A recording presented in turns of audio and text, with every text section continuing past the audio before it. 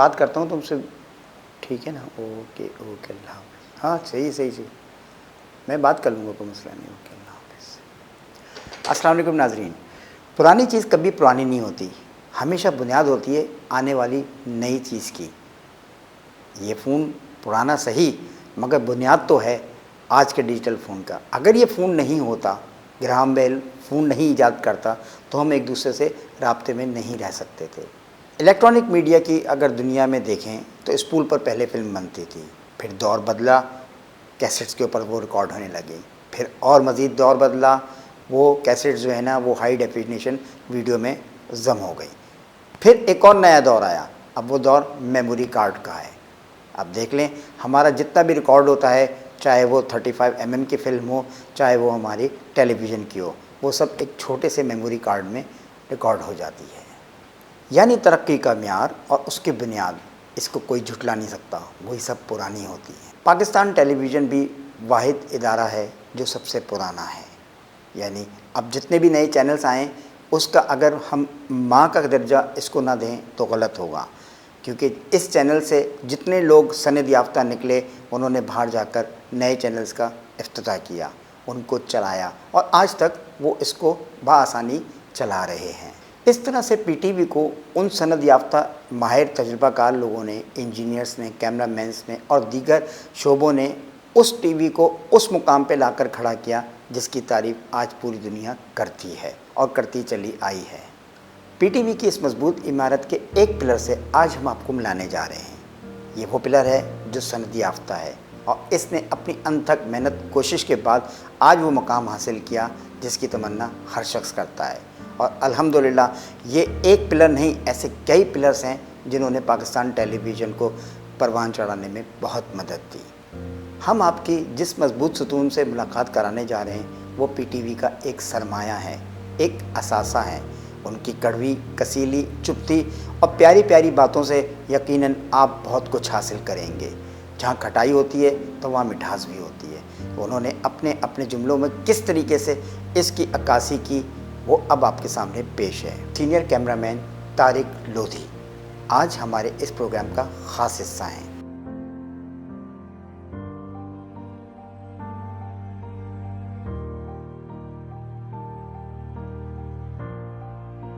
آج ہم پہلی بار طارق لودھی کی زبان سے وہ باتیں سنیں گے جو کسی نے نہیں سنی. انہوں نے زندگی میں پہلی بار یہ باتیں شیئر کی ہیں ہم سے اور آپ کے لیے, تاکہ ہم لوگ ان کی باتوں کو سن کر, ان کی جستجو اور ان کی کامرانیوں کو ہم جان کر اپنے ہم آنے والے قدموں کو, یعنی کہ کامیابی کی طرف جو بڑھ رہے ہوں گے, ان کے اوپر مثبت انداز سے چل سکیں. امید ہے کہ آپ کو ہماری یہ کاوش ضرور پسند آئے گی. اب پی ٹی وی ہم نے جب جوائن کیا تو سینٹرل ٹیلی ویژن انسٹیٹیوٹ جوائن کیا, ایز ٹریننگ کیمرہ مین جوائن کیا ہم نے. ٹیلی ویژن دنیا کا شاید واحد ادارہ ہے تو اس کو قائم کرنے والے ٹیلی ویژن کی ابجد سے واقف نہیں تھے. ٹیلی ویژن جب قائم ہوا تو جناب اناڑی لوگ تھے سب, کیا مینجمنٹ اور کیا کارکن, سب نے یہیں پہ غلطیاں کر کر کے سیکھا, اور اللہ کے فضل سے اس کو صفر سے ایک معراج تک پہنچا دیا. میرے اپنے حساب سے ٹیلی ویژن میں ایک غلطی ہوئی قائم کرنے میں جو میرے خیال میں نادانستہ تھی. وہ غلطی یہ ہوئی کہ ٹیلی ویژن پروموٹرز کمپنی نے جو لوگ بھی ہائر کیے وہ سب کے سب جوان تھے, اور جوان ہونے کی وجہ سے ان میں ایک جذبہ تھا. نذیر عالم چشتی مرحوم کہنے لگے میاں ولیمہ تھا میرا, گاڑی آئی اٹھا کے لے گئی, ولیمے سے اٹھا کے لے گئی, اور ٹی وی اسٹیشن جا کے جناب اسٹوڈیو میں کھڑا کر دیا. پھر اسی طرح ہمارے ساتھی فلم ایڈیٹر کہنے لگے میاں بات سنو, ہمارا بیٹا کی ڈیتھ ہو گئی اور اس کو ہم دفنا کے آ کے بیٹھے تھے, گاڑی آئی اٹھا کے لے گئی. تو بھائی اس طرح لوگوں نے مار کے اپنی فیملیوں کو ٹائم نہ دے کر کام کیا ہے. اور یہ تو ہم آپ کو ایک چھوٹے سے علاقے کی, کراچی کی ہم بات کر رہے ہیں, وہ بھی کراچی کے ایک چھوٹے سے ڈپارٹمنٹ کی, ورنہ ہر ڈپارٹمنٹ نے, ہر شخص نے ٹیلی ویژن کے, کیا پنڈی کیا لاہور کیا سمجھے, سب نے دل لگا کے محنت سے جل و جان سے کام کیا تو ٹیلی ویژن نے ترقی کی ماشاءاللہ. شاید ہی کوئی ٹیلی ویژن نیٹ ورک ایسا ہو کراچی ایک پی ٹی وی کا آدمی کوئی نہ کوئی منت نہ ہو, کوئی سینٹر ایسا نہیں ہے. بھائی آج ٹی وی کا نیوز اسٹوڈیو جو ہے وہ ہمیں اللہ تعالیٰ نے شرف بخشا, عزت بخشی کہ ہم اس کو قائم کریں. ہم نے نیوز اسٹوڈیو ٹی وی کا اس کی لائٹنگ کی، اس کا اسٹوڈیو سنبھالا. ہاں البتہ ایک بات ہے، ایک دوسرا اعتراض ہوتا ہے ٹیلی ویژن کے اوپر کہ ٹیلی ویژن وہ ترقی نہیں کر سکا پاکستان میں. نہ صرف پاکستان میں ٹیلی ویژن پی ٹی وی یا اور ٹیلی ویژن بھی، اس کی بھی بنیادی وجہ ہے.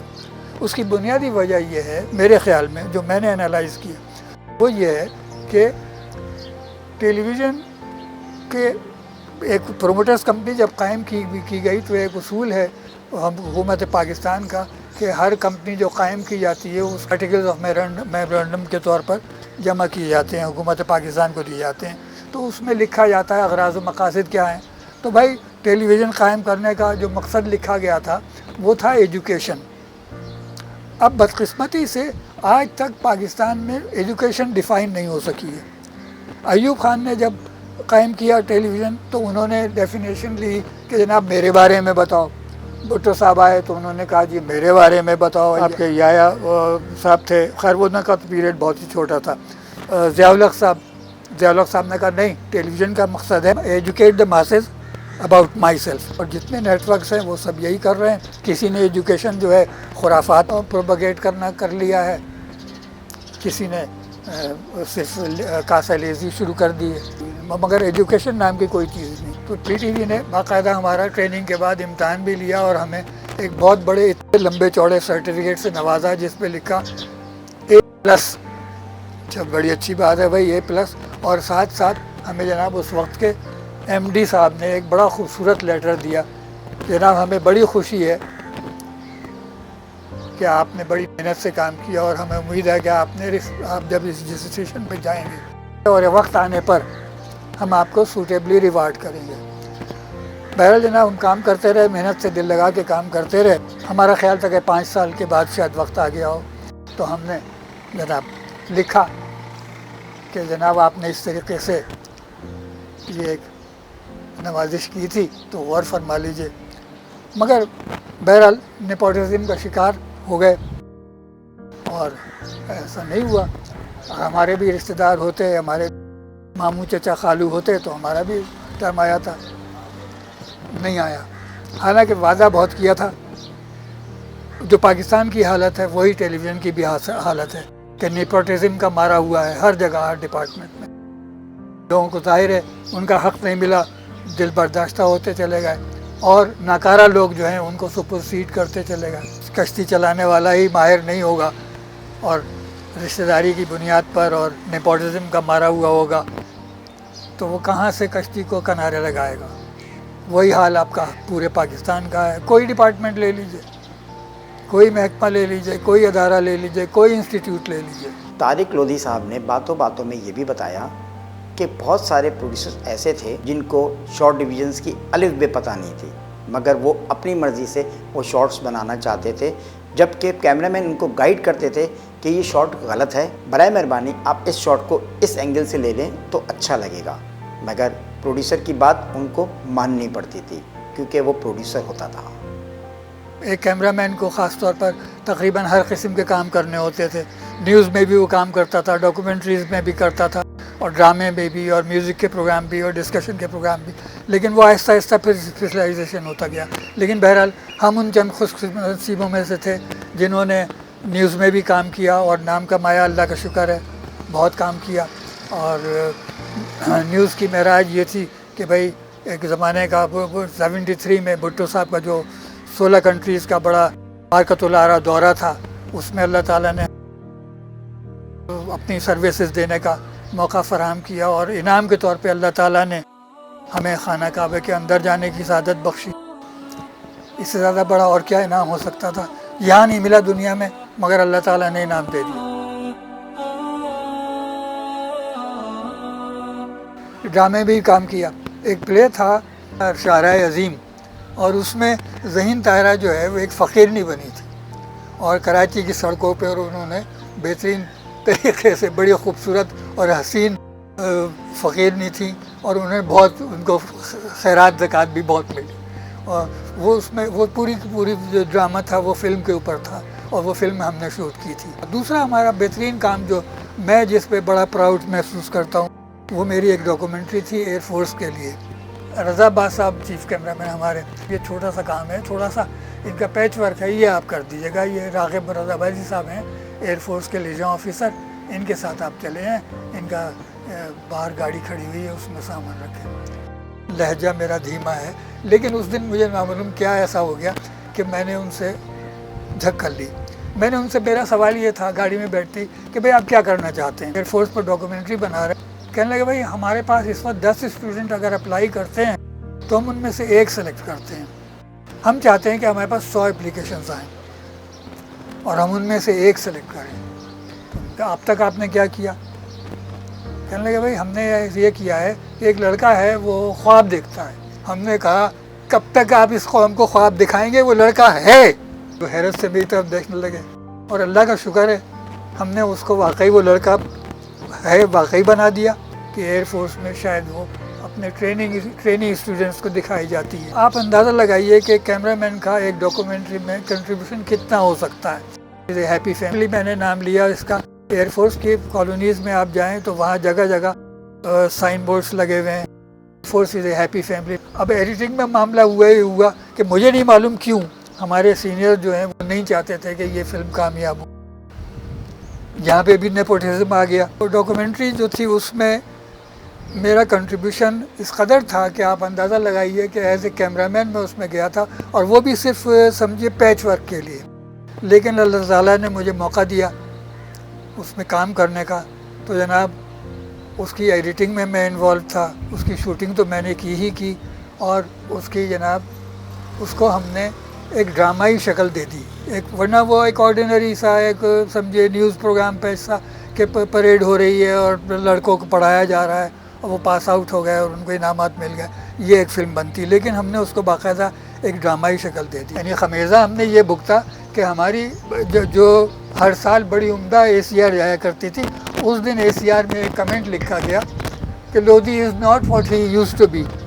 تو میں نے کنٹیسٹ کیا کہ بھائی yes of course I am not what I used to be, I am more talented, more educated and more professional today. بہرحال وہ ناراضگی اپنی جگہ قائم رہی اور وہ ہم نے بک تھی. طارق لودھی صاحب کا ایک شکوہ بجا ہے کہ اگر پروڈیوسر کو ڈرامہ مل جائے تو اس کی گڈ بک میں جتنے آرٹسٹ ہوتے تھے وہی اس کا حصہ بنتے تھے، اور جو بیچارے جو اچھے ٹیلنٹڈ آرٹسٹ تھے وہ اس کا حصہ نہیں بن سکتے تھے، کیونکہ لابی سسٹم کے تحت وہ اس ڈرامے کو لے کے آگے چل رہے ہوتے تھے. اس لابی سسٹم کی وجہ سے آج ڈرامہ زوال کی طرف ہے. معروف رائٹر حسینہ معین نے ایک جگہ کہا کہ ہمارا ڈرامہ زوال کا شکار ہو گیا ہے. زوال ہونے کا سبب نہ صرف اچھی کہانی بلکہ ایکٹنگ بھی ہے. ایکٹنگ کے ساتھ وہ معیار نہیں ہے جو 60s 70s 80s اور 90s میں PTV کا معیار تھا. میں بھی یہی پوچھنا چاہتا ہوں کہ اس انتخاب میں تم نے انسان کو پسند کیا ہے یا اس کی دولت کو؟ بیٹی، روپیہ پیسہ بہت اچھی چیز ہے.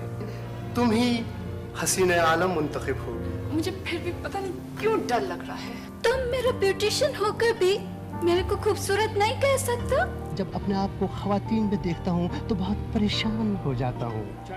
آپ کو کس طرح سمجھاؤں؟ آج کل کے زمانے میں چور اچکے اسی طرح بھیس بدل کر گھروں کا جائزہ لگاتے ہیں اور پھر وہ موقع پاتے ہی واردات کر جاتے ہیں. نہیں، چور اچکا نہیں.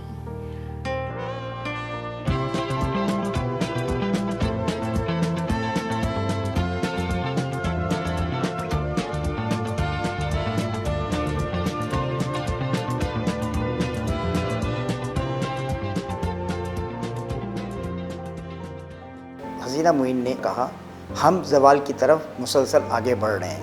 ہمیں کوشش کرنی ہوگی کہ ہمیں اس معیار کو اور اس ڈرامے کو بچانا ہے جو ہم آپ مل کر پہلے دیکھ چکے ہیں. نئی نسل کو بتانا ہے اور دکھانا ہے کہ ماضی میں اچھے کام ہوئے اور ہوتے رہیں گے. ہماری سوچ، ہماری لگن، ہمارا کام، ہماری جستجو اگر ایک لائن پر رہے گی تو ہم کامیاب ہو سکتے ہیں، اور اس کی شرط اچھی نیت ہے. شعیب منصور کا نغمہ دل دل پاکستان آن ایئر ہوا تو بہت زبردست بھائی پروڈکشن واقعی تعریف کا قابل. نغمہ بھی بہترین اور اس کے پروڈکشن بھی بہترین، عکاسی بھی بہترین. تو آخر میں جب ٹائٹل چلا تو شعیب منصور، تو ہمارا اندازہ یہ تھا کہ بھائی ہم نے کہا یہ تو انشاءاللہ نمبر 1 آئے گا. اور इतना ज़बरदस्त प्रोडक्शन है, मैंने कहा कि अगर मुझे शोएब मंसूर मिल गया तो मैं उसको 7 फर्शी सलाम करूँगा।